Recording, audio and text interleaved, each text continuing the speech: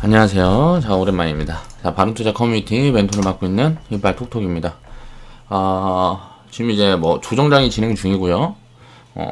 조정이 한 번 더 이제 크게 들어올 수 있는 그런 구간이에요. 그리고 만약에 지금 이제 조정이 크게 안 들어오고 박스권을 만들고 뭐하고 하면 한 4월, 6월에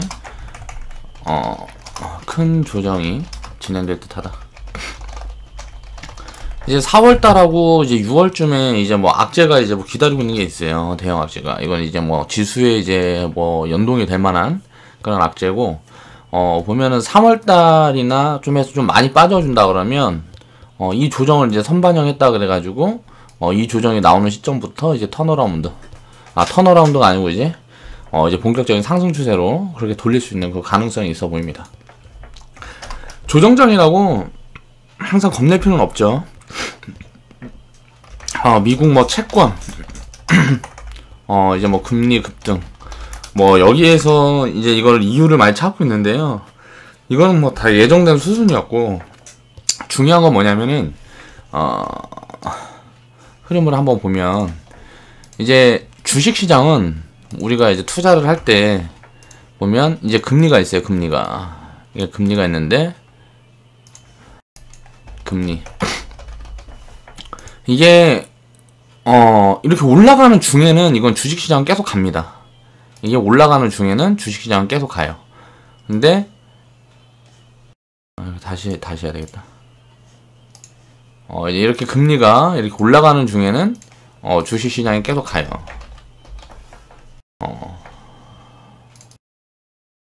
이게 금리가 올라가는 중에는 이제 주식시장이 계속 가는데, 중간에 이게 뭐 경기가 받쳐주지 않는다거나 뭐하거나 해가지고 금리가 만약에 이렇게 내려가는 포지션으로 이렇게 나온다.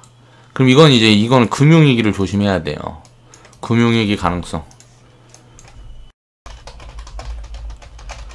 지금 보면 금리가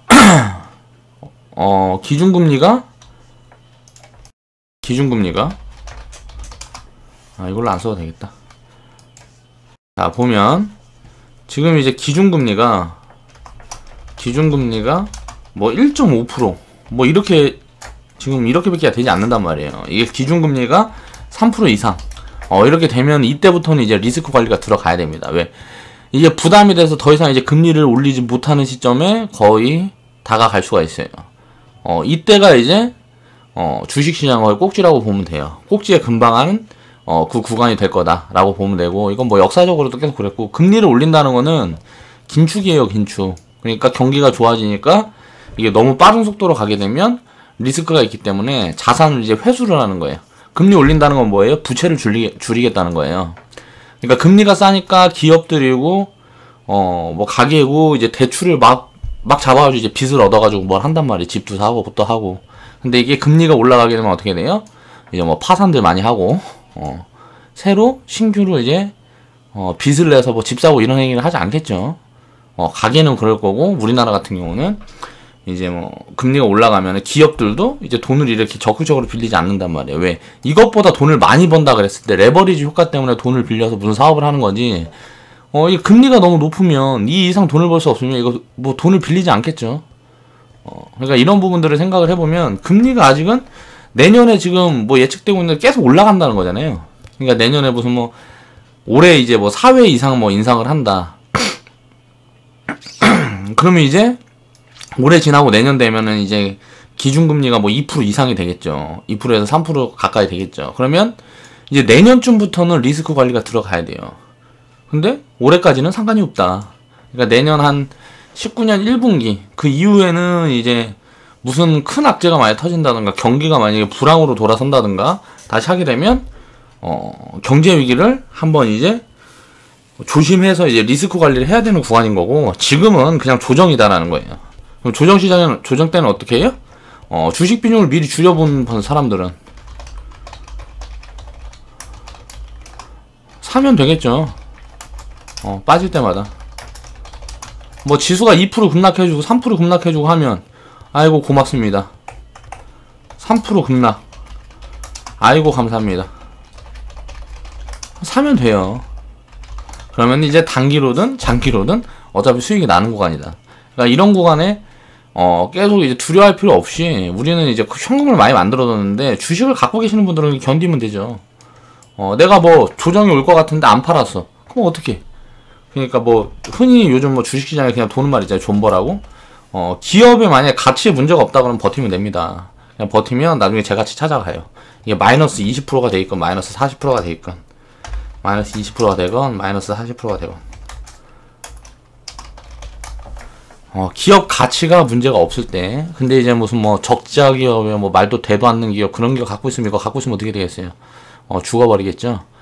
그러니까 저평가에 그리고 실적이 늘어나는데 주가가 못 가. 그냥 지수 때문에 빠져. 이런 거는 완전히 땡큐예요, 땡큐. 그런 거 사 담으면 되고, 이렇게 이제 내가 지금 뭐 해서 단기간에 뭐 이 정도 빠진다 그래갖고 뭔가 큰일 나고 뭐하고 하지 않는다고요. 시간만 투자하면 다 되돌려요. 그게 싫으면, 현금을 만들어야죠. 만들어가지고, 조정이 진행될 때마다 이제 다시 사모으는 거예요.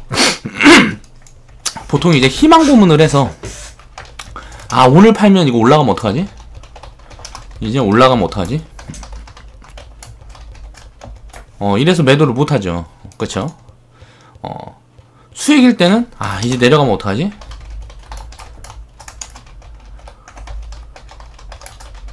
낼름 팔아요. 수익일 때는, 내려가면 어쩌지? 해서 이제 낼름 팔아요. 근데 주가가 빠질 때는 어때요?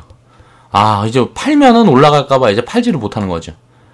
그래서 무슨 시그널이 보인다거나 무슨 분석을 하고 예측이 되는 사람들도 이 심리를 다스리지 못하는 사람들은 장기 투자가 되지 않아요. 안 돼요. 우리는 이제, 시스템을 어느 정도 수정을 해놨기 때문에, 급락이 이제 시작되는 시점에 이제 일감매도 하고 지금 이제 주식 비중을 한 50% 채웠어요. 천천히 채웠는데, 지금부터는 이제 좀 기다렸다가 이제 채울 거란 말이에요. 이제 나는 이제 리딩을 해야 되는 입장이니까 샀다 팔았다 해야 하겠지만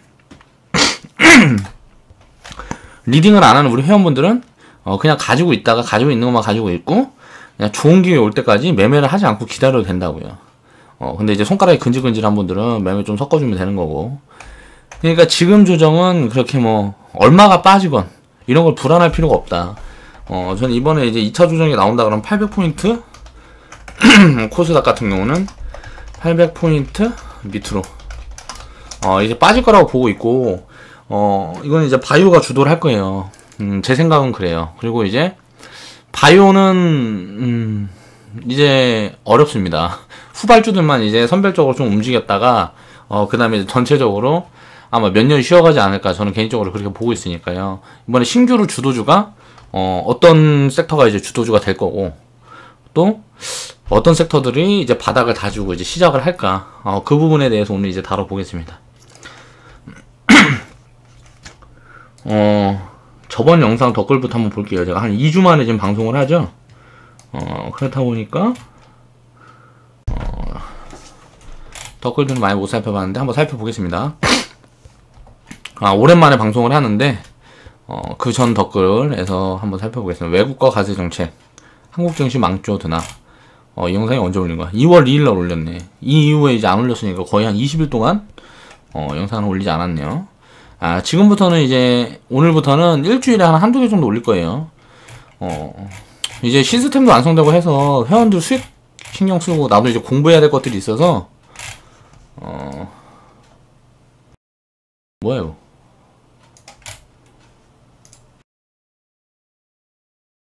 나도 이제 뭐 공부도 해야 되고 하기 때문에 이렇게 영상을 이제 자주 올리진 못할 것 같아요.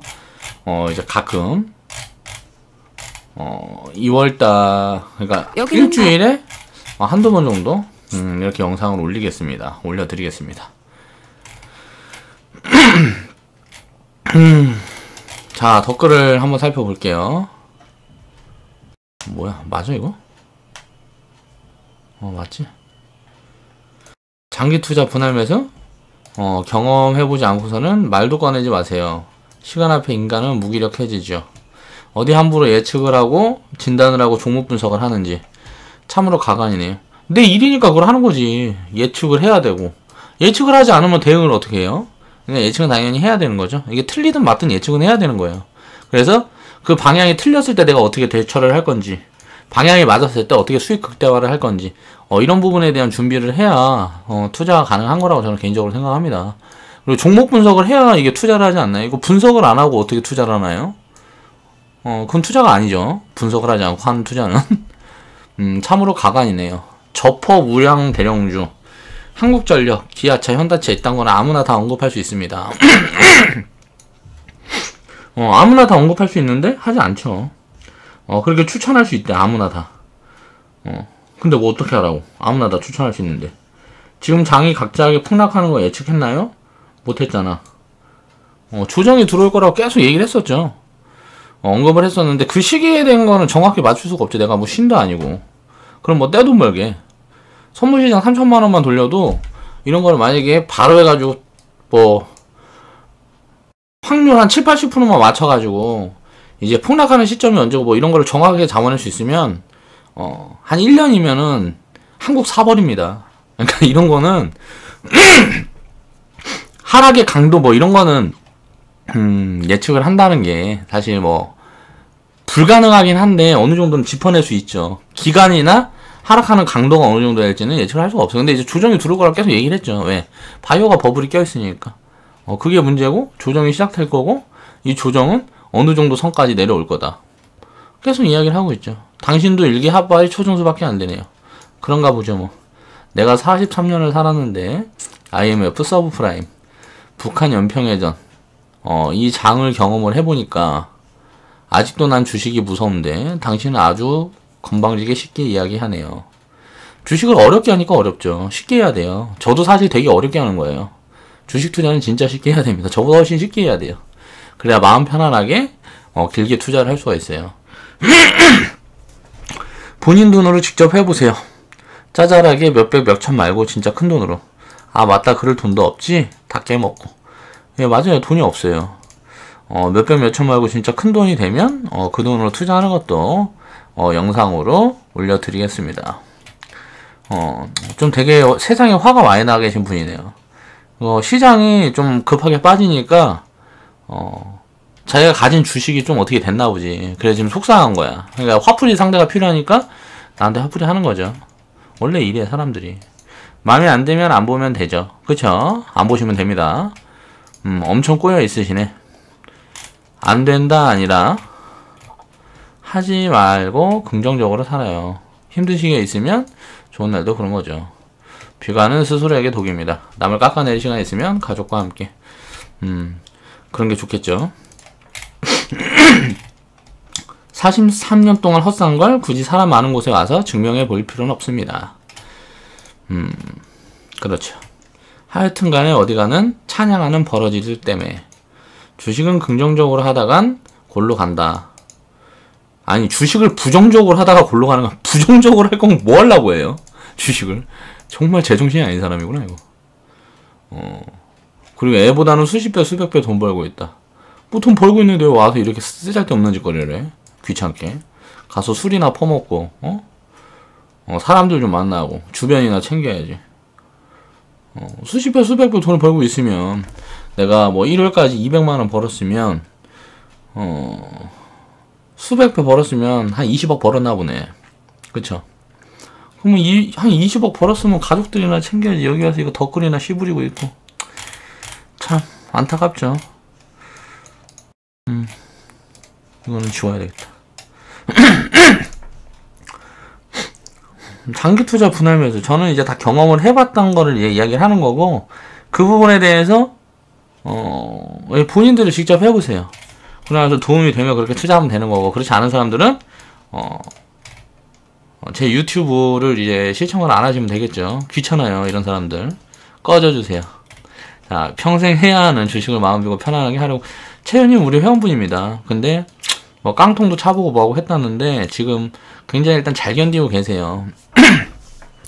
변동성에 이제 노예가 되셨을 거야. 근데 이제 계좌가 변동성을 굉장히 작게 갖고 가기 때문에 이렇게 운영하는 게 되게 답답하고 힘들 수 있어요. 그런데 잘하고 계시는 것 같아요. 이렇게 길게만 올해 뭐 몇 년 이렇게 길게만 이렇게 투자를 이어갈 수 있도록 이렇게 신경을 쓰시면 지금보다 훨씬 좋은 상황이 될 수 있을 거다라고 생각을 합니다. 영상으로 잘 보고 있습니다. 정부의 코스닥 활성화 정책의 걸림돌이 바이오 같다. 그렇진 않아요. 바이오를 살리려고 그러면 바이오 기업들이 망하는 기업들이 많이 나온다 그래도 그건 어차피 이제 주식시장에 상장돼 있다는 건 투자자도 돈 까먹는 거지.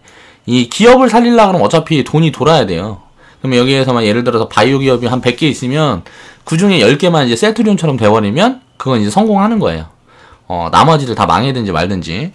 그러니까 과거에 이제 닷컴 열풍 때 다 이제 뭐 사람들이 오해를 하고 있는데 그 버블이 있었기 때문에 우리나라에 삼성전자 같은 기업이 나온 겁니다. 바이오도 마찬가지예요. 근데 이 버블에 동참할 필요는 없다는 거죠. 나중에 이제 진짜 기업들이 나오고 저평가가 들어서는 그런 구간들이 나오면 그때 투자를 하면 돼요. 지금 굳이 여기 올라갈 필요는 없어요. 그러니까 호재다 활성화 정책 바이오 키우겠다는 거예요. 정부에서. 그리고 뭐 5G, 4차 산업 로봇 뭐 이런 것들 다 키우겠다는 거예요. 그런 걸 키워야 우리나라가 이제 앞으로 우리나라는 수출을 해서 먹고 사는 나라이기 때문에 내수로 먹고 사는 나라가 아니에요. 그러다 보니까 그런 부분들이 돼야 되기 때문에 그래서 이런 쪽으로 이제 투자가 많이 들어가는 것 같고 정부에서 만 하나만 하고 이쪽으로 정책을 조금만 돌려놔도 여기에 돈이 많이 들어가니까 그런 부분들을 이제 조장을 하는 거죠. 자, 4차 산업 기업들이 전체적으로 고르게 분배해야 된다. 뭐 이제 자율주행이고 로봇이고 인공지능이고 이쪽으로도 나중에는 이제 쏠려가지고 걔네들이 시장 테마대장으로 돌아서는 구간이 나옵니다. 근데 지금 아직 시기가 안 됐을 뿐이에요. 그렇게만 생각하면 되고 이렇게 뭐 소외되었다고 생각할 필요도 없고. 자, 영상 감사합니다. 수고하셨어요. 영상 감사합니다. 오늘도 영상 잘 봤습니다. 영상 잘 봤습니다. 인버스 회지 다 봤는데 하락분을 많이 해준다.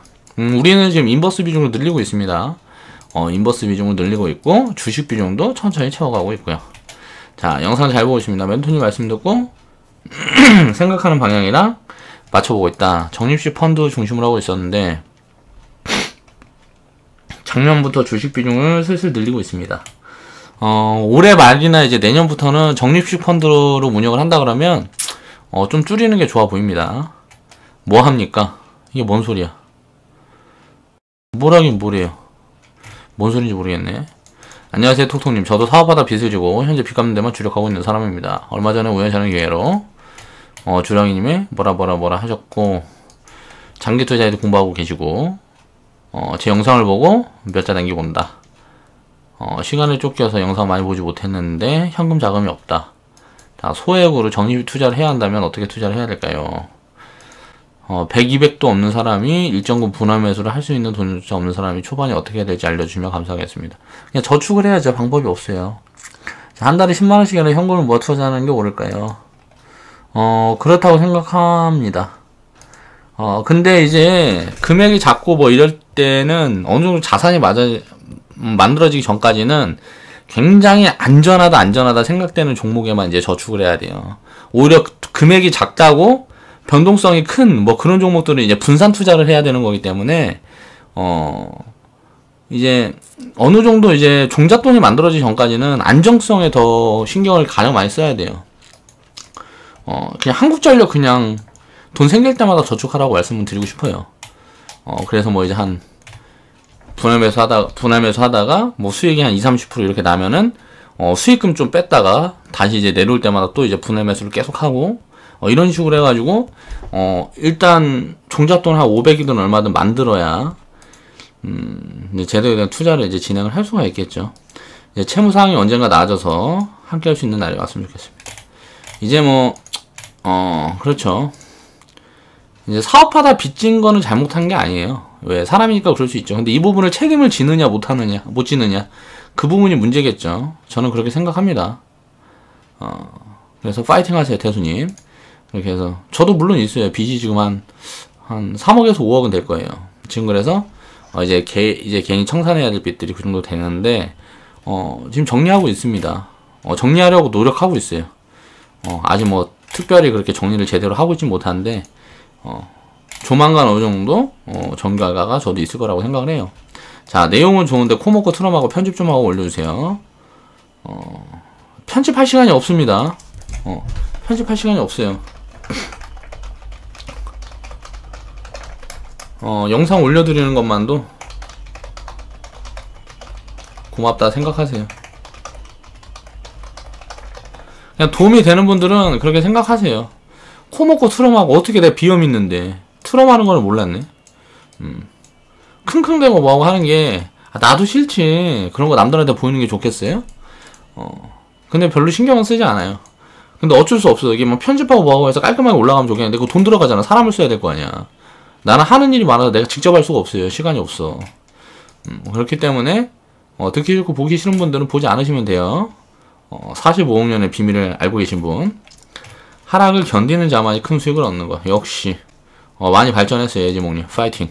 자, 소편이 적립식으로 슈라님, 어떻게 보면 지금 우리 커뮤니티에서 가장 고수가 되고 계시는 분인 것 같아요. 이게 되게 뭐라 그래야 되지? 뭐가 뜨문뜨문한 것 같지만 이게 어떻게 보면 실속을 좀 잘 챙겨요. 투자를 하면서. 슈라님 같은 경우는 앞으로도 좋은 결과 기대가 됩니다. 자, 이렇게 해서 이제 덧글 살펴봤고 시간이 너무 오래 걸린 것 같은데 이거 덧글 이거 보는 거 하지 말까?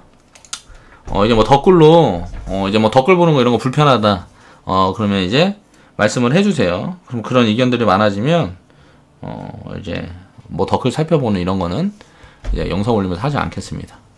자, 그럼 이제 제가 말씀을 드렸어요. 조정장의 이제 투자 전략을 현금을 만들었다면 이제 계획을 세워야 되는데 그 부분에 대해서 우리는 어떻게 보고 있느냐. 이 부분에서 이제 모든 걸 다 이야기할 수는 없지만 간략하게 이제 설명을 드리겠습니다. 저는 이제 코스피 흐름 예측은요 그렇게 보고 있습니다.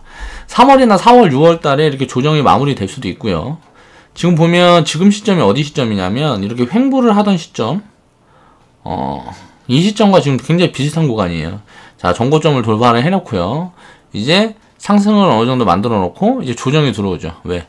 자, 이렇게 상승이 들어온다 그러면서 이제 막 언론이고 뭐고 언론몰이고 뭐고 막 했어. 그래가지고 주가 이때 상승했을 때 코스피가 상승한 거 뭐예요? 삼성전자, SK 하이닉스로 끌어올렸잖아요. 그러면은 얘네들은 이제 다 물렸단 말이에요. 이제 그럼 이제 주도주를 이제 바꿔갖고 가야 되는 거예요. 이렇게 상승이 쭉 나오는데 이게 주도주가 하나일 수는 없어요. 주도주를 바꿔서 가야 돼. 이제 더 가려면. 근데 주도주를 바꾸려다 보니까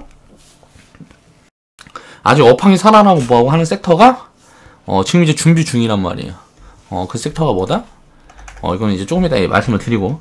그래서 지금 이 초록색 동그라미 있는 선하고 굉장히 비슷한 구간인데 여기서는 이제 3개월, 4개월 횡보하다가 이제 무너졌다가 횡보하고 이제 끌어올렸잖아요. 지금은 횡보를 한 게 아니고 위에서 놀다가 이게 무너졌잖아요. 그러면은 한 3월달, 4월달 이때 흐름 보고 이게 투매가 이제 나오지는 않을 거라고 보여요. 여기서 코스피 같은 경우는.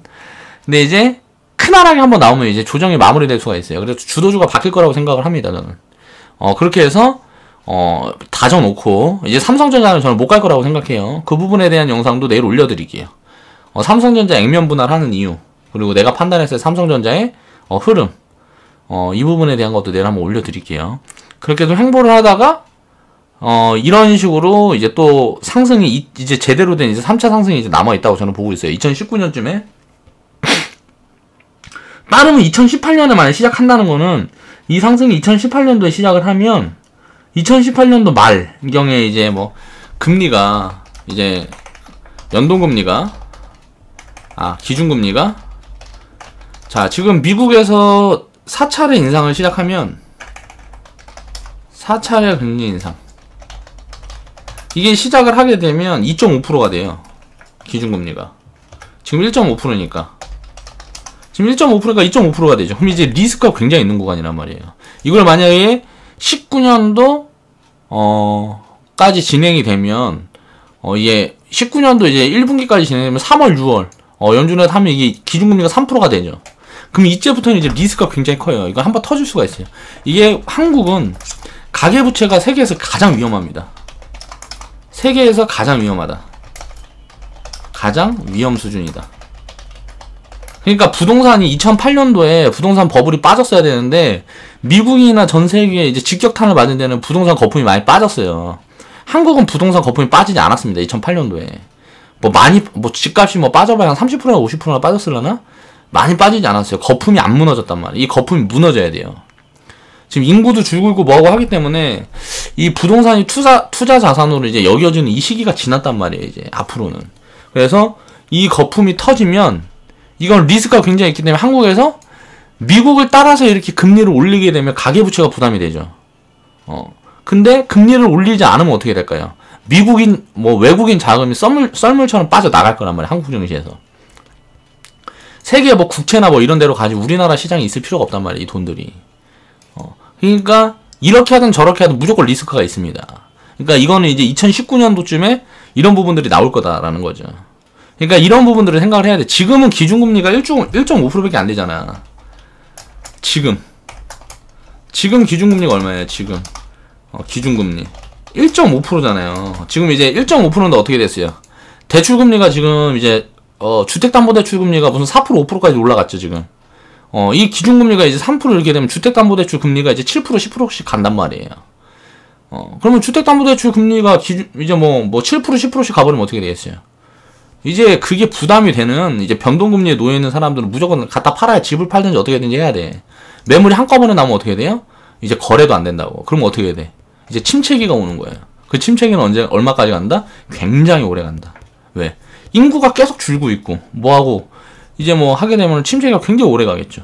이제 건설 같은 부분은 주택에서 다른 부분으로 바뀔 거다. 그래서 건설주들도 모멘텀들을 보면, 바뀌고 있는 것 같아요, 좀. 주택을 짓고 뭐하고 하는 게 아니고, 좀 다른 쪽으로 바뀌고 있습니다.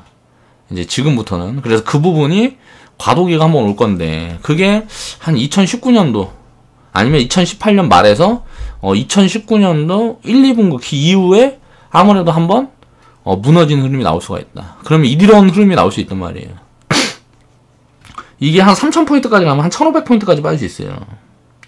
1500포인트에서 2000포인트 사이까지 빠질 수 있겠죠. 3000포인트까지 갔다가 그러면은 그 굉장히 공황 상태가 오겠죠. 근데 그렇게 겁낼 필요가 없어요. 인버스 20%만 담아놔도 수익이 어마어마해집니다. 이 정도 이제 폭락이 나와버리면. 왜 반토막 나는 거니까. 그럼 계좌 더블 되잖아요. 그러면 인버스 한 계좌 비중에 한 20%만 실어놓으면 어떻게 돼요? 계좌 40% 수익이 나오죠. 주식들은 무너져도 30% 50% 선에서 지키면 되는 주식 비중을 많이 안 갖고 있겠죠. 2019년도 되면 거의 안 갖고 있겠죠. 이제 뭐 수익금으로 갖고 있는 것만 조금 갖고 있고, 왜 금리 올랐는데 이제 예금으로 돌려놓고 금 사놓고 해야지. 그런 부분들이 오면 또 언급을 해드리겠다 말씀을 드렸죠. 그래서 지금 2607포인트잖아요. 2610포인트가 딱 넘어서는 순간이 보이면 주식 비중 100% 들어가면 돼요. 그 전에는 이 조정 흐름을 보고 8, 90% 조정이 더 진행돼서 이제 바닥이 다져지는 흐름이 보이면 주식 비중을 늘리는 포지션이 이제 3월, 4월, 이제 길면 5월, 6월 달에 올 거다라고 말씀을 드리는 겁니다. 자, 셀트리온이 이전 상장해서 코스피가 무거워졌어요. 그러니까 코스닥만 무너지고 코스피는 그렇게 무너질 흐름이 아니었는데, 제가 봤을 때는 셀트리온이 이전 상장하면서 셀트리온이 시총이 한 2, 3위 한단 말이에요 지금. 그러면 이게 보면 삼성전자는 저는 일단 힘들 거라고 봅니다. 당장 힘들 거라고 보고, 셀트리온은 빠질 거라고 봐요. 그러면 이제 셀트리온이 이제 시총이 굉장히 크기 때문에 이제 뭐 영향이 있겠죠. 셀트리온이 많이 빠진다 그러면. 그래서 그런 부분들이 이제 코스피 지수에는 이제 부담으로 작용을 할 거고, 개인적으로는 이제 바이오 폭락은 진행될 거라고 저는 이제 보고 있습니다. 그렇게 해서 이제 그렇게 될 것 같고요. 지금 뭐 한미약품 사태, 뭐 임상 실패, 이거 나왔는데 저는 바로 이제 폭락할 수도 있다고 봤어요. 많은 사람들이 그렇게 예측을 했죠. 왜? 2016년도에 똑같이 이런 그림으로 이제 바이오가 완전 무너져 버렸거든. 2016년도에 2015년도에 이제 바이오가 이제 대장이었고요. 화장품이 대장이었는데 바이오가 지금 또 이제 주도를 해버렸어요, 시장을. 근데 한미약품 인상, 이게 이제 과거 경험이 있으니까 지금 덜 빠지는 것 같아요. 그런데 이제 신약 개발하고 이런 기업들은 이런 거 이제 한두 기업에서만 더 나오면 이건 무너질 거예요. 왜? 가치가 없어서. 바이오는 그 가치에 비해서 이제 밸류에이션을 무슨 뭐 10배, 20배 받는 게 아니고 뭐 50배, 100배 이렇게 받고 있잖아요, 지금 밸류에이션을. 이건 밸류가 아니고 이건 미친 거예요, 이건. 가상화폐나 똑같은 거라고 내가 봤을 때는. 그래서 이런 부분들은 이제 무너질 거다라고 저는 이제 보고 있고요. 가치 분석을 해봐도 그렇게 나오고, 차트 분석을 해봐도 그렇게 나와요. 그리고 수급을 분석을 해봐도 그렇게 나오는데, 셀트리온은 아직은 수급이 안 꼬였어요. 그래서 이게 수급이 꼬이는 시점이 나올 건데, 그 시점부터가 이제 무너질 수 있을 거다라고 보이는 거예요, 저는. 그래서 바이오는 이제 꼭지를 나타낸다. 그런 여러 가지를 분석을 해보면. 근데 만약에 바이오가 주도를 해서 시장이 빠르게 들어버린다. 과거와 다른 흐름을 만들어버린다. 그럼 이제 왜곡이 생기는 거예요. 그럼 지수는 이제 뭐 코스닥 같은 경우는 1500포인트까지 갈 수 있을 건데, 경제 위기가 빨리 올 거라고 생각을 해요. 그런 식으로 돼버리면. 상황이 그렇게 돼버리면 그렇게 될 거라고 저는 개인적으로 보고 있어요. 자동차 조선 쪽에 이제 수급이 크게 개선이 되고 있어요. 코스피 쪽은 이거 봐야 됩니다. 제가 봤을 땐, 바닥을 이제 탈피를 하고, 조선 같은 경우는 저는, 완성업체들은 관심이 없다 그랬어요. 왜냐면은, 인건비라든가 이런 부담이 너무 커요. 조선 쪽은, 인건비로 하는 산업이기 때문에, 이게 뭐 자동화가 안 돼요. 배 만드는 거는. 제가 뭐 힘들 때, 야, 이제 뭐 뒤지든지 말든지 어떻게 해야지 하면서, 조선소 가갖고 한 6개월인가 일한 적이 있어요. 대우조선해양에서 일했는데, 보면, 그냥, 개차반이에요. 그러니까, 인건비가 줄줄 셉니다, 진짜. 그러니까, 이쪽은, 무언가 업황이 크게 개선이 된다 그래도, 별로 먹을 게 없어 보여요. 그러니까, 완성업체들은. 뭐, 현대중공업, 삼성중공업, 대우조선해양. 이런 데는, 별로 그렇게 그러고, 여기 이제 납품하는 기업들은 이제 뭐 자동화가 다 될 거 아니에요. 부품을 납품하거나, 장비 뭐 이런 거 납품하는데, 또 소재 쪽, 이런 데들은, 괜찮아 보여요. 이게 업황만 조금만 괜찮아지면 주가가, 굉장히 크게 갈 수도 있는 그런, 이제, 저평가되어 있는데, 실적이 크게 늘어나는 그런 기업들이 소형주 중에서 많이 있단 말이에요. 조선 쪽에. 그런 부품 장비, 뭐 이런 쪽을 봐야 되고, 자동차 쪽은, 부품 쪽은, 지금 이제 바닥을 다지는 흐름들이 나오고 있는 것 같고요. 완성차 업체들이 기아차, 현대차가, 심상치 않습니다. 수급도 그렇고, 이제 바닥에서 턴어라운드 하려는 흐름이 보여요. 이게, 1, 2분기. 올해 1, 2분기. 1, 2분기 이 실적이 딱 나오는 시점부터 이제 기저효과라는 게 있어요. 그래서, 현대차나 기아차는 무조건 좋아질 것 같습니다. 그러니까 너무 안 좋았기 때문에 2017년도에 너무 안 좋았기 때문에 2018년도에 무조건 턴어라운드를 할 것 같고, 이게 수소차 전기차 이번에 나오죠. 신차 모멘텀 이런 게. 그래서 수소차 전기차 테마 이게 많이 올라간 거, 뭐 전기차 테마는 이제 소재는 2차전지고 뭐 있겠죠. 그리고 수소차 쪽도 있단 말이에요. 소재나 이제 뭐 장비나 부품 뭐 이쪽이 있어요. 그러면 먼저 올라간 것들은 쳐다보면 안 돼요. 걔네들은 이제 그거 말고 올라가지 않고 밑에서 실적이 늘어나고 있는데 주가가 바닥에 있는 종목들이 많이 있단 말이에요. 그런 종목들을 봐야 돼요. 그래서 그런 종목들이 이제 퍼포먼스가 이제 나올 거다. 오늘 장에서도 그런 종목들이 좀 움직였는데, 이제 그렇게 보고 있고, 그래서 자동차 조선 쪽을 이제 봐야 될 것 같고요. 오팡도 그렇게 돌아서는 흐름이 보입니다. 자동차 조선 섹터가 바닥을 잡고요. IT하고 철강 쪽은 선별적으로 종목별로 이제 다른 추세를 만들 걸로 보여져요. 철강 쪽이 요즘 무슨 뭐 미국에서 뭐 관세를 뭐 어떻게 하니 어쩌니 하면서 뭐 얘기가 많은데, 이건 이제 물가 상승을 불러오는, 그게 가파르게 불러오는 그런 부분이 될 수가 있기 때문에, 트럼프처럼 마구잡이로 그렇게 하면 안 돼요. 그리고 전 세계적으로 이제 수요가 어차피 미국은 이제 끝났단 말이에요. 이제 신흥국이 아니고 이제 동남아나 뭐 이쪽으로 앞으로는 수요가 많이 잡힐 거예요. 미국이나 유럽 쪽보다 더 많이 잡힐 거란 말이에요. 그쪽으로 수요가. 뭐 사우디라든가 이제 석유가 끝났다 하니까 이제 석유 캐서 먹고 사는 나라들, 뭐 사우디나 몇 가지 그런 나라들이 다른 사업들을 막 하고 있죠. 이제 관광 사업이라든가 이런 것들을 키우려고 석유 팔아서 번 돈을 이제 다른 데 투자를 하는 거를 이제 지금 사우디가 시작을 하고 있단 말이에요. 두바이 같은 도시를 만들겠다. 그러면 그런 쪽에 이제 건설 수요가 많죠. 그리고 뭐 중국도 1대1론이 뭐니 어쩌고 나오는 것들이 많아요. 그러면 이제 미국 수요는 사실 이제 필요가 없다고, 별로. 그러니까 그쪽에서 해든지 말든지. 그리고 우리나라 비중을 보니까, 철강 비중을 보니까 포스코 같은 데가 이제 뭐 미국 비중이 무슨 뭐 6%인가 그러고, 그러니까 10% 내외예요. 미국 매출 비중이 10% 내외야. 그렇죠? 그럼 주가가 뭐 빠져봐야 한 10%나 빠지면 끝나는 거 아니에요? 그러니까 우리가 그냥 단순 산수를 하면, 근데 그런 부분들이 아니라는 거죠. 그럼 나머지 90%는 어디겠어요? 나머지 90%들이 굉장히 크게 늘어날 수 있는 가능성이 보인단 말이에요. 이 10% 이런 거 신경 쓰지 말자고. 미국에서 이제 떠들고 뭐하고 하는 건 제가 봤을 때 이건 악재에 무조건 주워 담아야 됩니다. 지금 빠질 때 그렇게 보고 있어요. 미국 수출 비중이 좀 높은 철강 기업들은 조금 무겁겠죠. 그렇지 않은 기업들이 이제 뭐 턴어라운드가 굉장히 빨라질 거란 말이에요. 지금 실적도 굉장히 좋아지고 있어요. 이런 거 살피고 하는 분들은 보면 보일 거야. 그러면 자동차, 조선, 철강 요 세 개가 이제 탑픽이구나. 그리고 IT 같은 경우는 아직 못 움직인 반도체, 이제 디스플레이 쪽 이제 봐야 된다고 계속 말씀을 드렸죠. 디스플레이 이쪽 뭐가 있어요? 대표적인 게 LG 디스플레이, 그쵸?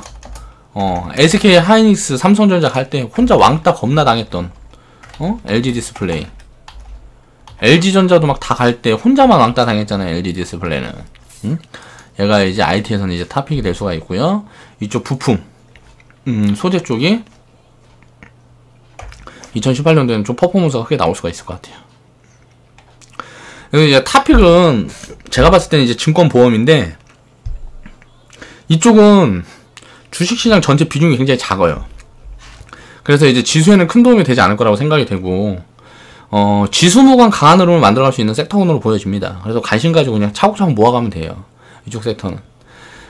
먼저 주식 비중을 어떻게 늘려갈지 계획을 세우고 포트를 어떻게 짜나갈지 고민을 하고, 천천히 지수 흐름, 종목별 섹터 흐름을 살피면서 조정장을 이용해서 주식 비중을 이제 채워가야 된다.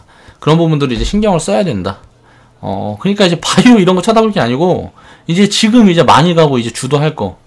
바이오 때문에 바이오 쪽에 돈이 몰려서, IT, 삼성전자, SK 하이닉스에 돈이 몰려서 소외되었던 기업들이 2018년도에는 지수가 이렇게 횡보한다 그래도 움직일 수 있는 흐름, 이렇게 투매가 나오는 구간, 지금처럼 이게 음봉이, 장대 음봉이, 월봉이 이렇게 딱 그려주고 이런 투매가 나오는 구간에 쓸어 담으면 횡보하는 구간에도 굉장히 많이 갈 거라는 거예요. 그러니까 그런 부분들 생각을 해야 돼. 2019년도에는 또 움직이겠죠. 이들이 이제 주도를 하면 이제 굉장히 바닥에서 많이 올라와서 탈피를 해놓고 2019년도에 쭉쭉쭉 뻗어버리는 거예요. 그러면은 수익이 겁나 크게 나온다고. 자, 코스닥의 흐름을 예측을 해보자. 지금 보면 이제 딱 저항 그어놨던 다리가, 제가 그랬죠. 제가 어디에서 그랬어요? 600포인트.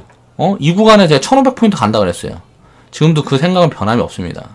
그때 사람들이 뭐라 그랬어요? 괜히 리스크가 어쩌니 저쩌니 하면서, 하락이 어쩌고 저쩌고, 다 죽는 소리만 했단 말이야. 이때 뭐 북한에서 했던, 그 리스크 관리를 해야 되니 어쩌니 그런 소리도 막 했죠. 그쵸? 그때 쓸어 담아야 된다 그러고, 9월달. 그때 우리가 투매 맞았는데 제가 8월달에 우리는 쓸어 담아버렸잖아. 근데 9월달에 쓸어 담아버렸으면 회원분들 계좌 수익률이 10%에서 뭐 20% 이렇게 돼 있다. 1월에 이게 8월에 쓸어 담았단 말이에요 우리가. 근데 이게 9월에 만약에 담았으면 9월 투매 이거를 예측을 못했어요. 이 투매에 만약에 내가 주식시장을 떠나 있었는지 너무 오래돼서 시장을 살피는 것도 좀 미숙한 부분이 있었고, 제 실수도 사실 있었고요. 사인을 내리면서. 그리고 북한 학제가 예측 못한 상황에서 터져서 그런 부분이 있었어요. 그러니까 주식 100% 사인이 아니고 80% 90% 사인만 다 나갔어야 돼요. 그리고 나서 이제 턴어라운드 하는 게 보이면 그때 이제 실었어야 되는데 이건 실수했죠. 리딩이 좀 실수가 있었어요. 이게 만약에 9월 투매 구간에 우리가 받아버렸으면 계좌 수익률이 한 40% 50%까지 끌어올랐을 거예요. 계좌 수익률. 자, 회원분들 계좌 수익률 이 정도 끌어올렸을 거예요. 근데 어때요? 실수가 있고 뭐하고 해도 깨먹지만 않으면 돼요. 우리는 투자를 해서 자산만 지키면서 수익을 기회 올 때만 보는 거야. 그러다가 제대로 맞춰버리면 크게 수익이 나는 거고, 제대로 맞추지 못하면 어때요? 수익이 조금 더딘 거고. 그렇게 해서 오래 끌어만 가면 복리가 계좌에 입혀지니까 수익이 계속 커진다. 장기 투자의 관점은 이 관점이에요. 매매를 하고 말고 이런 것들은 사실 별로 중요하지 않은데, 절대 수익률을 크게 키우려고 그러면 당연히 이제 뭐 오래 보유를 해야 되겠죠. 그래서 그런 부분 보유하면서 매매를 섞을지 그냥 보유를 해갈지 이런 부분들은 이제 당연히 본인의 판단인 거고. 그래서 결론은 코스닥 같은 경우는 이제 정고점인 부분이 딱 저항 구간이에요. 그럼 딱 조정이 들어올 시점이 왔어요. 코스피가 만약에 제 판단에는 코스피가 조정을 먼저 마무리하고 이제 코스닥은 좀 소외될 거라고 저는 보고 있습니다. 코스피가 먼저 조정이 마무리가 되고 이제 그런 부분들이 확인이 되면 코스닥은 소외가 될 것 같아요. 그러면 주도주가 대형주 중에 나오겠죠. 그걸 이제 살펴야 된다는 거고. 그리고 코스닥은 이게 내 예측이 틀릴 수도 있죠. 왜냐면 이제 바이오 비중이 코스닥에 많기 때문에 그래요. 제 예측은. 제가 생각하는 거는. 그래서 코스닥 같은 경우는 4월, 5월까지도 이게 조정을 받을 수도 있겠다라는 생각입니다. 그러니까 한 6월까지도 조정이 들어올 수도 있겠다. 그래서 750포인트, 700포인트를 위협할 수도 있겠다. 바이오가 폭락을 하면 바이오로 끌어올린 거니까.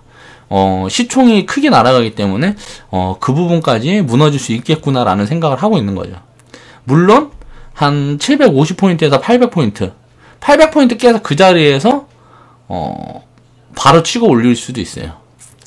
그러니까 그런 부분들은 이제 좀 살펴야 된다는 거죠. 일단 조정은 들어올 거라고 저는 보고 있는데 확률이 거의 한 80% 이상 보고 있습니다. 한 90% 보고 있어요. 솔직히 마음속으로는 100%예요. 100%라는 얘기 못 하니까. 왜? 내가 틀릴 수도 있는 거지. 사람이 어떻게 100%가 있어요. 이건 예측은 틀릴 수도 있는 거니까.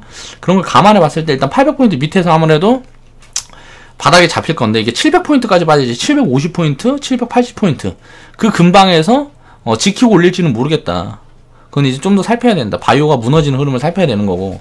그럼 주식 100%를 딱 실는 비중은 뭐냐? 언제냐? 전고점 900 이게 얼마였어? 고점이 아무튼 900 몇 포인트 여기를 돌파하고 양봉을 딱 대가리 딱 내미는 이 시점이 이제 진짜 상승 시작인 거예요. 한 1500포인트까지 뻗어버릴 거라고. 여기가 이제 돌파가 되는 시점에. 이게 2018년도에 나올 수도 있고 2019년도에 나올 수도 있겠죠. 그러니까 이런 부분들을 이제 살펴야 되고 지금 조정은 그냥 담아야 되는 구간이에요. 담아야 되는 구간. 물론 바이오만 빼고.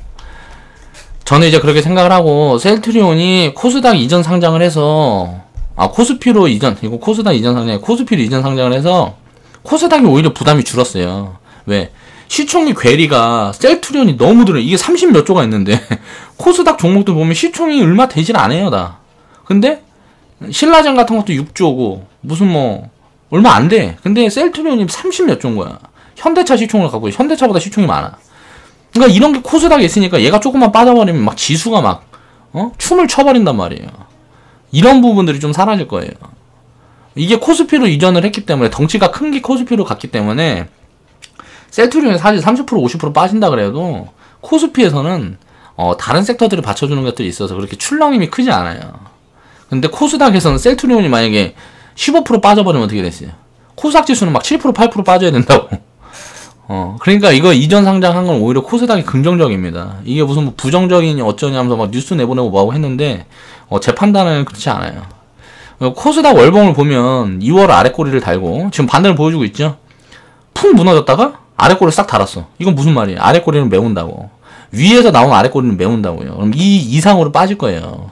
이 아래꼬리 밑으로 빠질 건데 또 아래꼬리를 달고 하면은 이게 계속 좀 시간이 걸리는 거고 투매가 팍 한 방에 나와버리면 이제 가는 거예요. 근데 이제 투매가 한 방에 빡 나와버리면 바이오 섹터 위주로 나오겠죠. 그런 투매가 나온다 그러면 주식 비중 80%가 채우는 거야. 그 투매가 안 나올 수도 있기 때문에 지금 50%를 채워놓은 거예요. 투매가 안 나오면 종목별로 달리 움직여요. 그러니까 순환매가 계속 진행이 된다고. 근데 투매가 크게 나와버리면 어떻게 돼요? 다 무너져 버린단 말이야, 시장이. 1000종목, 1200종목, 1000종목, 1100종목이 그냥 다 폭락해버려요. 그러니까 그때 담을 현금이 있어야 되기 때문에 지금 우리는 주식 비중을 50%만 채워놓은 거예요. 투매는 3월달이나 6월달, 3월달에서 6월달에 한번 나올 가능성이 커요. 지금 이제 위에서 빠진 것보다 더 크게 나올 가능성이 있습니다. 코스닥은. 그래서 그런 부분에 대한 대비를 해야 된다. 지금 월봉을 보면 그래서 2월 아래꼬리를 달면서 2월달에 반등을 주고 있어요. 근데 이 아래꼬리는 3월달에 이제 메울 거예요. 이제 빠지면서 메울 건데 그 속도가 중요하다. 천천히 빠지면서 메우면 반등했다 하락했다를 반복하면서 천천히 빠질 거고 좀 오래 빠질 거고 투매가 한꺼번에 만약 바이오가 막 폭락을 하면서 막 20%씩 다 빠지면서 폭락을 해버리면 지수가 투매가 나오겠죠. 그렇게 되면 전체적으로 다 빠질 거다. 이제 시총 상위의 70% 이상인 바이오 섹터라고 볼 때 지수는 지금 왜곡이 심각한 수준이다. 이제 근데 더 큰 문제는 대부분의 바이오 주식들의 지금 수급 주체가 개인 투자자들도 돌아서 있다는 게 더 큰 문제예요. 바이오 주식들이 지금 갖고 있는 수급의 주체가 지금 개인들이에요. 이제 메이저들은 계속 팔고 있단 말이에요. 그동안 갖고 있던 거 다 팔고 있어요. 그걸 누가 받아주고 있다? 개미들이 받아주고 있다. 뭘로? 자, 신용 써서 빚내서 다 받아주고 있어요. 셀트리온이고 셀트리온 헬스케어고 무슨 뭐 바이오메드고 뭐 바이오는 그냥 싸그리 다 개인 투자자들이 지금 받아주고 있단 말이에요. 그럼 이거는 분명한 꼭지 신호다. 개인 투자자들이 물려있는데 절대 가지 못합니다. 신라젠도 마찬가지고 개미들이 물려있는데 절대 거기에서 막 큰 폭으로 상승하고 막 이렇게 나오지 못해요. 개인 투자자들 털려야 가는 거지.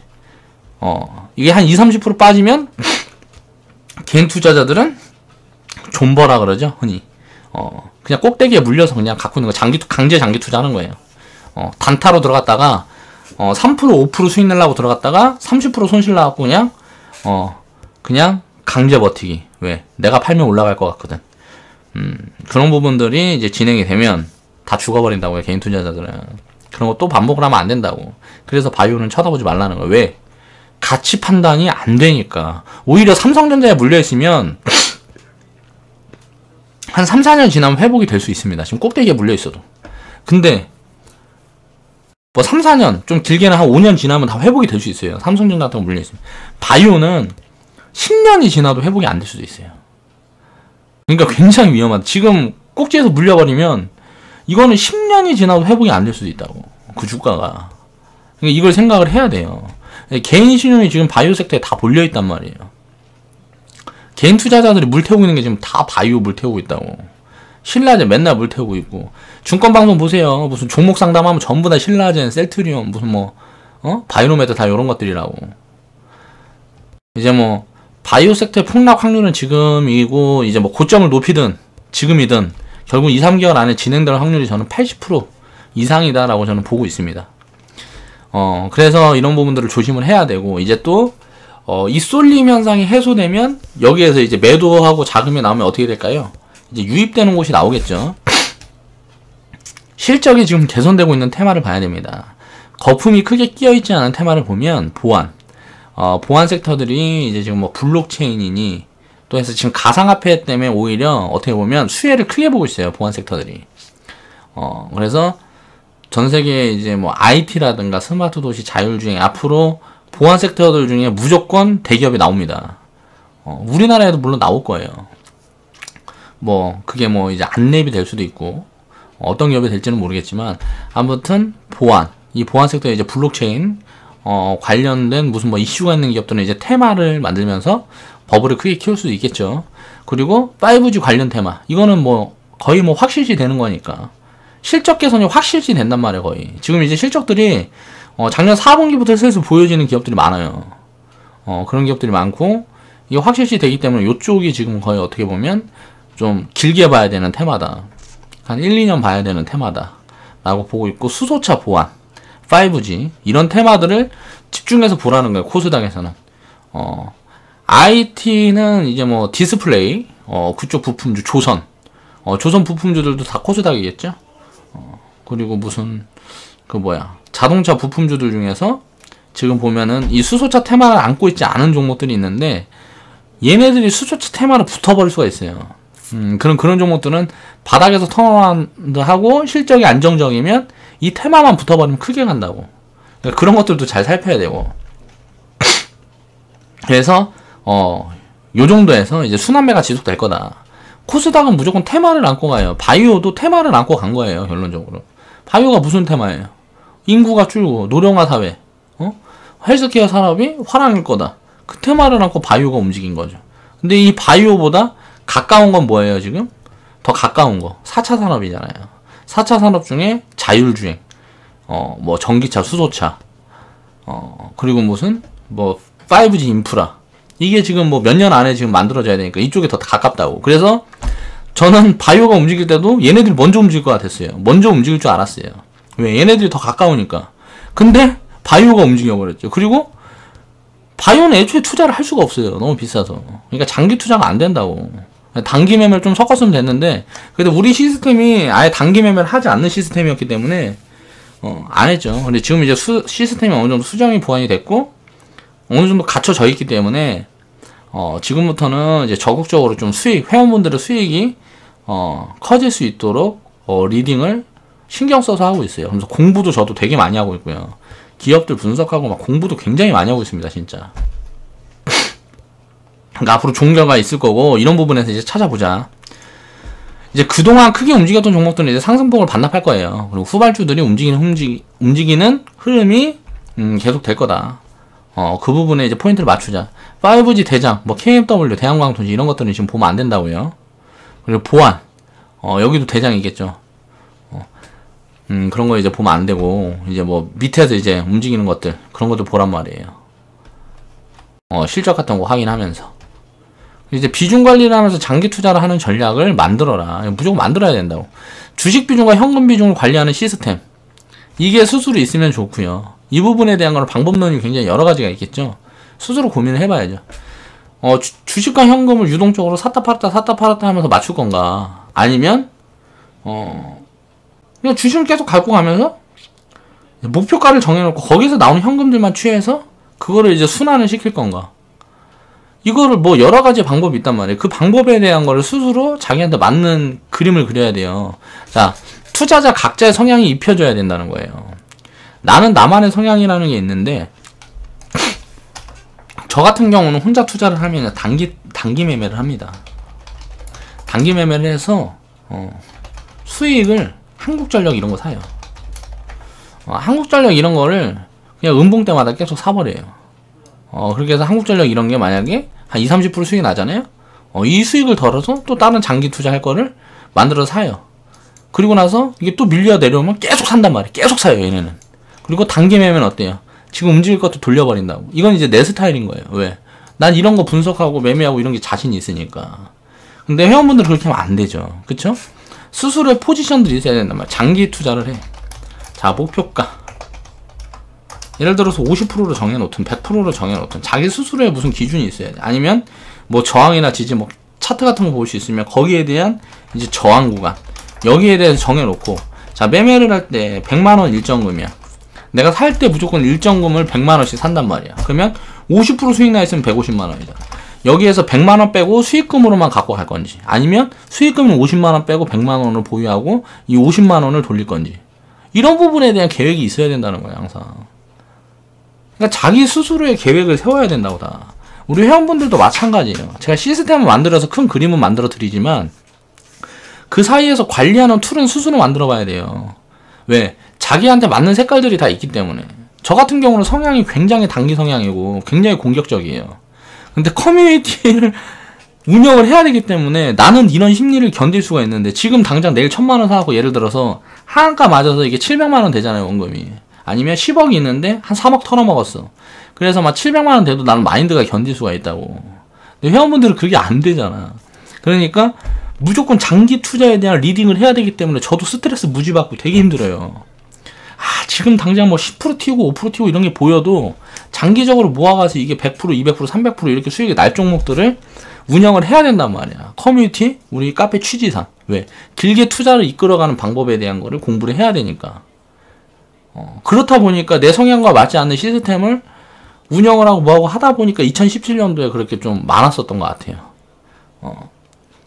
그러니까 뭐라 그래, 시행착오가 많았었다는 거지. 그리고 회원분들이 나랑 심리가 다르기 때문에 회원분들이 나랑 달라. 다른 사람이란 말이야. 그래서 그 완벽한 옷을 내가 입혀드릴 수가 없어. 기준만 잡아놓고 자기한테 맞는 옷을 리폼은 스스로 해야 되는 거야. 그래서 그 기준을 잡아놓고 투자를 하라면, 이걸 지금 우리 회원분들 중에 가장 잘하는 사람 분이 슈라님이에요. 제가 봤을 때는. 일정금 맞추니까 따박따박 맞춰가지고 여기에서 이제 분할매도 하고 막 그거 하고 있잖아요. 얼마 전에 AT넘. 이거 뭐 해갖고 140%인가? 뭐 하니까 뭐 말 안 듣는 것처럼 하더니 결국은 원금 다 빼놓고 수익금 갖고 분할매도 하고 있잖아. 그쵸? 이거는 정상적인 투자가 아니에요. 이거는 단기 매매란 말이에요. 이거 수익 난 거, AT는 이거 100% 이상 수익 난 것도 이건 장기 투자 아니고 단기 매매라고. 근데 내가 사인 들었을 때 이거하고 우리 우리 기술 투자? 요거하고 SCI 평가 정보 이건 나중에 들어갔구나. 뭐 이거는 다 그거잖아요. 가상화폐 뭐 테마 엮이면서 이건 이제 법을 만든 거란 말이에요. 근데 요런 것들은 바닥에서 우리가 진입한 게 아니기 때문에 단기 매매란 말이에요. 단기 수익이고 100% 이런 건. 그쵸? 진짜 우리는 큰 수익을 만들어야 되기 때문에 지금 준비를 잘 해놔야 된다고. 공부를 잘 해놔야 된다고. 슈라님이, 지금 슈라님만이 아니고 제가 봤을 때 황 선생님, 우리 회원분들 중에 그리고 신나는 바투. 신나는 바투님하고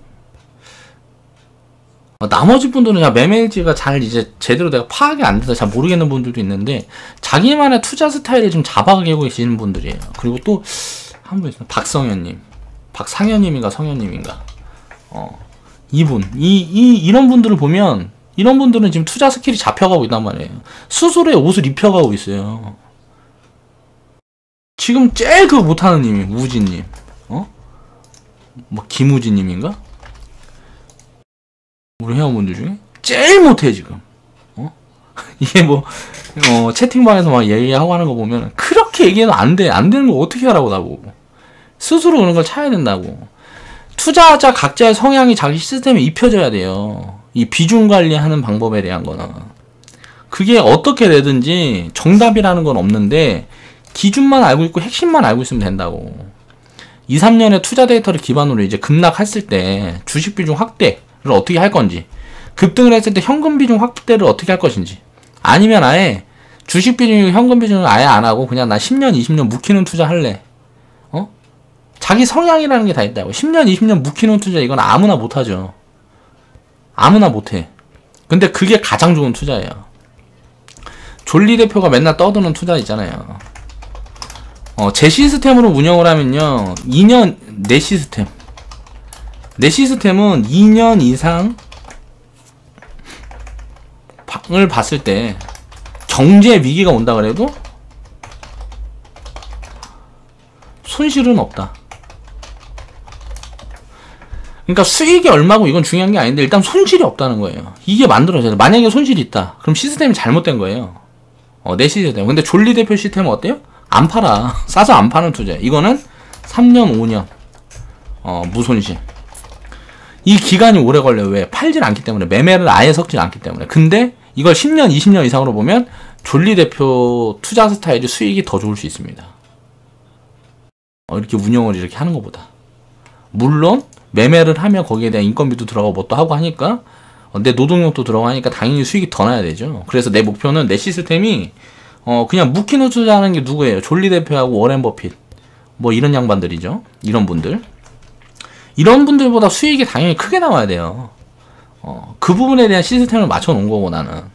그래서 이거를 지금 우리 회원분들이랑 같이 데이터를 축적을 하면서 그 시스템에 대한 부분들을 지금 잘 이제 뭐 다시 이제 다듬어 가고 있는 거고요. 어느 정도는 이제 다 다듬어진 것 같고 이제는 뭐 잘 보이지 않아요. 이게 잘못된 부분이라든가 이런 게 내 눈에 보여야 되는데 그런 게 보여야 고치고 뭐하고 할 텐데 물론 있겠지. 없을 수는 없지. 근데 그게 보이지 않으면 어떻게 해요? 내가 알지 못하니까 못 고치는 거지. 눈에 보일 때는 당연히 수정본이 들어가겠죠. 이제 그래서 이거는 이제 내 심리적으로가 아니고 기계적으로 분석을 한 대로 그렇게 대응할 수 있는 시스템을 만들어야 된다는 거예요. 저축 시스템을 구축이 돼야 된다. 트레이딩 계좌의 경우에는 우리가 운영하는 트레이딩 계좌의 경우에는 종목별 누적 수익률을 합해서 이제 수익금 보유로 이제 대응을 해서 리스크를 줄이고 매집하는 방식을 지금 사용을 하고 있죠. 근데 이게 2017년도에 종목을 너무 펴놓다 보니까 반대로 했단 말이에요. 적립 종목은 뭐 종목을 펴놓은 게 아니고 트레이딩 종목을 펴놨어. 트레이딩 계좌를.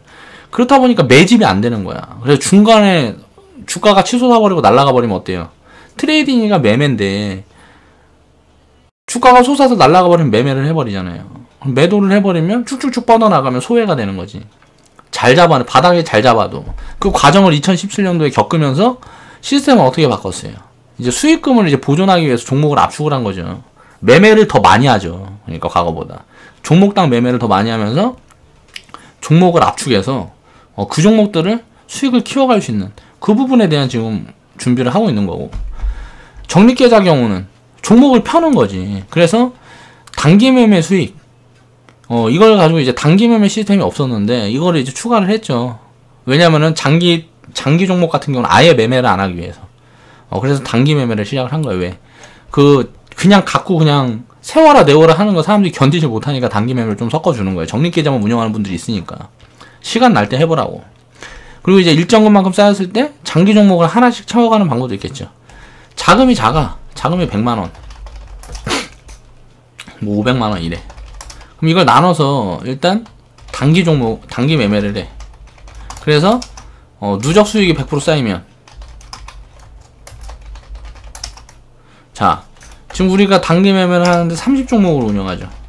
내가 하는 단기 매매는 막 한 달도 가져갈 수도 있고 막 두 달도 가져갈 수도 있고 그렇기 때문에 종목 수를 많이 합니다. 한두 종목을 하면 그날 팔고 뭐하고 해야 되니까 그렇게 하지는 않으니까, 모든 종목을 그렇게 매매를 하지는 않으니까요. 그러면 여기에서 누적 수익률 100% 생기면 한 종목은 공짜가 되는 거잖아. 이거 비중을 30% 쪼개놨다 봤을 때, 그럼 그때 장기 종목을 한 개씩 채워가도 되는 거고. 그러니까 방법론은 많다는 거야. 이런 방법도 있고, 뭐 장기 종목 목표가는 이제 제가 이제 장기 대응 전략을 계속 올려드리죠, 카페에. 그러면 그 부분에 이제 뭐 변화가 있거나 한 게 아니면 매도한 수익금, 일정금 남기고 매도하면 수익금이 생길 거 아니에요. 그걸 인출을 하든지 아니면 다른 종목을 사든지 이렇게 해서 저축 시스템을 이제 구축을 할 수가 있다는 거죠.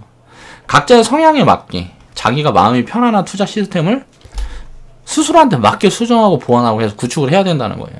그러니까 자기 색깔을 무조건 입혀라, 비중관리 시스템에. 그래서 이제 코스피는 이제 제 생각에는 코스피가 코스닥보다 조정이 기간적으로 덜 받을 거다. 낙폭은 모르겠는데 낙폭도 당연히 코스닥이 크겠죠. 그렇게 보고 있고, 코스닥 같은 경우는 좀 시간이 걸릴 수 있는데, 제가 800포인트 밑으로 무너질 것 같다. 그때부터가 이제 포지션이라는 거예요. 800포인트 밑으로 무너진다 그러면. 무너지지 않고 만약에 반등이 돌아서 양봉이 솟고 뭐하고 하면 어떻게 봐야 된다? 이 구간을 뚫어내는 걸 봐야 돼요. 이 구간을 만약에 바로 뚫어버리면 일단 바로 솟아버릴 수가 있기 때문에, 버블을 단기간에 확대해버릴 수가 있기 때문에, 이거는 이게 만약 이 구간을 조정이 안 들어오고 이 구간을 돌파를 해버리면 내 예측이 틀린 거야. 근데 이거는 왜곡이야. 내가 잡아낼 수가 없는 거야, 이 예측은. 왜? 바이오가 또 가버려야 되니까. 이런 그림이 만들어지려면 바이오가 시장 주도를 다시 해야 돼요. 막 신라젠 같은 게 상한가 터주고 막 이렇게 하면서 시총 상위주들이 바이오가 싸그리 다 올라가 버려야 돼. 그렇지 않으면 이런 상황이 만들어지지 않아요. 그러니까 바이오가 폭락을 하는지 그림을 봐야 된다는 거고, 저는 그렇게 예측을 하고 있고, 코스피 같은 경우는 주도주가 바뀔 거다. 그렇게 해서 이제 조정장에 이제 투자를 전략을 어떻게 짜야 되는지, 또 우리가 관심을 가지고 봐야 되는 섹터가 뭐고, 종목들이 뭔지, 그 부분에 대한 것들을 이제 언급을 해드렸어요. 그리고 현금을 관리하는 방법, 주식 비중을 운영하는 방법에 대한 고민은 계속 해야 된다. 자기 색깔에 맞춰서 해야 되고, 제가 이제 방송을 자주 못하는 이유가 제가 공부할 게 많아서 그래요. 공부할 게 많고 시장에서 봐야 될 게 많고, 제가 2017년도에 회원분들한테 수익을 많이 못 드렸어요. 못 만들어 드렸다는 거지. 근데 이제 회원분들한테 수익을 많이 못 만들어서 나도 힘들었어요. 회원분들도 왜냐면 우리는 이제 연 30%를 봐요. 연 30%가 이제 목표 수익률. 작은 규모에 상관없이. 이걸 복리로 키우면, 1000만원으로, 20년. 뭐 30억, 50억 될 거예요. 이렇게 복리로 키운다 그러면, 그럼 이제 노후 준비가 되니까, 이런 준비를 한번 해보자. 라는 걸 관점으로 이제 수익률을 이 정도 잡는 거고, 이제 뭐 1년에 무슨 100% 더블이 가는 달도 있을 거예요. 제대로 맞춰가지고 아기가 딱딱 맞게 돌아가면. 그리고 수익률이 저조한 달도 있겠죠. 그러니까 이런 부분에 대응에 대한 게 어떻게 달라지느냐에 따라서 지금처럼 막 왜곡이 바이오 이게 심한데 여기 올라타 버렸어 내가. 그럼 이거는 단기 매매인데 단기 매매는 수익을 많이 내서 계좌 수익이 크게 늘어난 달도 있을 거고, 장기 종목들이 추세를 쫙 만들어 버리면서 뭐 200%, 500%, 뭐 이렇게 1000% 이렇게씩 수익을 만들어 줘서 거기에서 수익이 크게 나서 이제 계좌 수익이 크게 나는 경우도 있을 거고. 결론은 뭐냐면 깨먹으면 안 돼요. 주식 투자에서 장기적으로 깨먹으면 안 된다고. 그러니까 긴 호흡으로 마이너스 30% 계좌가 마이너스 30% 이상 가면 이거 회복이 어렵다. 몇 년 걸려 이거 회복하려고 그러면. 이건 30%는 30% 수익 난다고 이 계좌가 이게 안 된다고. 그러니까 뭐 계좌 수익이 무슨 뭐 50% 났다가 20%로 반환 뭐 이런 거는 상관이 없어요. 결국은 수익이 날 때 더 크게 나니까 이거는 이제 선순환 구조가 된단 말이에요. 계속 복리로 늘어난다고 자산이. 근데 마이너스 빵꾸가 크게 났다가 회복하면 시간이 오래 걸려. 그러니까 한번 이제 계좌 수익이 계좌 더블 구간 이게 3년 안에 무조건 경험해야 돼요. 이제 계좌 더블 구간이 3년 안에 만들어져야 됩니다. 3년 동안 계좌 더블이 안 만들어지는 건 사실 좀 제가 생각했을 때는 이건 매매를 우리처럼 이렇게 하면 이건 문제가 있어요. 여기에 만약에 금융위기가 껴있다 그러면 더블 구간이 더 빨리 와요. 금융위기를 다 두들겨 맞은 그 상태에서면은 좀 문제가 있겠지만 그게 아니면 더블 구간이 더 빨리 온다고. 그러니까 2017년도에 이제 수익을 많이 못 들었는데 2018년도에는 특별한 뭐가 없으면은 진짜 수익이 좀 많이 날 것 같아요. 계좌 더블이 되는 회원분들도 많이 나올 것 같다 제가 얘기를 했었죠. 그러니까 그 부분들이 진짜 그렇게 됐는지 보고 시장은 항상 조정장을 잘 이겨내면 상승장으로 다시 돌아왔을 때는 수익이 크게 나요. 그러니까 조정장에 무조건 투자 확대를 해야 돼. 이게 금융위기 때도 마찬가지란 말이에요. 가장 많이 빠질 때 가장 많이 투자를 해야 되는 거예요. 주식시장은. 그리고 가장 많이 오를 때는 항상 경계를 해야 돼요. 1월 이제 흥분 상태였죠 다. 왜? 자고 일어나면 올라. 그냥 매일 가는 거야 매일. 1월 15일부터 이야기는 제가 지금 위험하다 1월 15일부터 이야기를 했어요. 1월 한 15일 20일부터 이야기했던 것 같아. 지금 위험하다 이거 리스크 구간이다 이거 무조건 현금 만들어야 된다. 현금 만들어라 계속 얘기했는데 15일부터 계속 올랐어. 그렇죠. 그러니까 이게 사람들이 이렇게 흥분 상태에서 그 사이에서 자금을 키워버리면 어떻게 되겠어요? 주식 비중을 늘려버리면 이거는 이제 하락 한 방 딱 맞아버리면 굉장히 크게 무너지는 거야 계좌가. 이럴 때는 욕심을 계속 줄여야 돼. 현금을 만들어야 된다는 거예요. 그게 잘하는 거예요. 그러면 이때 현금 만든 사람들은 어때요? 투매 구간에 두들겨 맞는 폭이 굉장히 작았겠죠. 그쵸? 그러니까 이런 부분들을 잘 이제 믹스를 해야 된다고. 시장이 너무 좋고 너무 이상해. 너무 강해. 그러면 경계를 해야 돼 항상. 또 시장이 너무 빠져. 아싸. 땡큐. 시장이 많이 빠지면 많이 빠질수록 지금 어때요? 시장이 안 빠지잖아. 그쵸? 기다려야 된다고. 근데 이렇게 안 빠지고 반등이 또 들어올 수가 있기 때문에 주식 비중을 추후에 다시 줄이더라도 지금은 주식 비중 한 50% 정도를 가져가야 되는 구간이다. 그래서 항상 리딩 기자는 지금 미리 채워놓은 거고 아직 50%가 안 되는 분들 많이 계세요. 회원분들이. 그러면은 급할 필요 없고 그냥 빠질 때마다 사면 돼요. 음봉일 때마다 리딩 계좌에서 손실 주는 종목들 사면 돼요. 왜? 리딩 계좌 미리 쳤으니까. 또 리딩 계좌랑 템포를 맞춘 분들은 똑같이 하면 돼.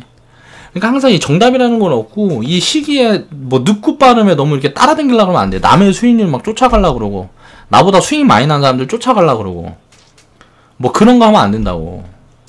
그런 거 하면 다 망한다고. 그건 장기 투자를 못 해요. 그런 사람들은. 그러니까 항상 그런 부분들을 생각을 하고 오늘 또 오랜만에 방송하니까 잡소리가 너무 많았네. 자, 내일도 일단 유튜브 방송을 합니다. 그래서 일주일에 1, 2회 정도 할게요. 방송을 이제 전처럼 이제 일주일 내내 이렇게는 못 할 것 같아요. 왜냐면 제가 할 일도 점점 많아지고 커뮤니티도 점점 커나갈수록 제가 할 일이 많아져요. 그리고 회원분들한테 가장 최우선은 우리 회원분들 수익이에요.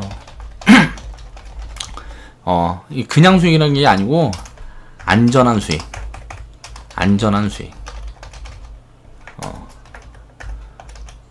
그러니까 이 안전한 수익을 만들고 뭐하고 하려고 그러면 기업에 대한 공부도 많이 해야 되고 시장에 대한 공부도 많이 해야 되고 뉴스도 많이 봐야 되고 저는 뭐 장중에 모든 걸 다 해야 하기 때문에 내가 누가 자료 수집해주고 하는 사람들이 없죠 주변에. 내가 모든 걸 다 해야 돼요.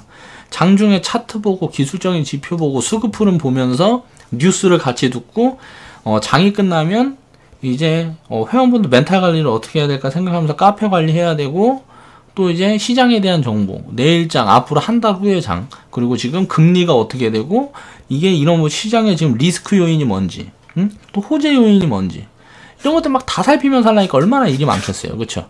근데 그런 걸 사실 볼 필요가 없단 말이에요. 투자를 하면서. 내가 그걸 보는 이유는 난 리딩을 하는 입장이기 때문에 보는 거예요. 그냥 투자를 하는 부분에서는 이런 거 저런 거 볼 필요 없어요, 사실. 그냥 간단하게 많이 빠지면 많이 사고, 많이 오르면 많이 팔고, 조금 오르면 조금 팔고, 조금 빠지면 조금 사고. 이것만 반복하는 거예요. 항상 시장과 반대로. 그 부분을 할 줄 알면, 수익이 막, 뭐, 몇천 프로 이렇게 크게 나는 건 그건 정상적인 수익이 아니기 때문에 언제든 깨먹을 수 있는 거라고 제가 말씀을 드렸었고, 계속 수익을 늘려가면서 확대해 나갈 수가 있다. 그런 투자를 해야 된다. 그 부분의 이야기였습니다. 자, 내일은, 자, 삼성전자 이야기를 한번 해볼게요. 삼성전자 액면 분할. 이 부분에 대한 거를 한번 살펴보고, 이번 주 영상은 이제 마무리 하겠습니다. 자, 긴 영상 시청해주셔서 감사하고요. 자, 광고 시청 좀 해주시고요. 뭐, 오랜만에 해서 그런가 더 깔끔하게 진행이 안 된 것 같아요. 좌측 하단에 추천 마크 있으니까, 추천 마크 클릭해 주시고. 자, 감사합니다.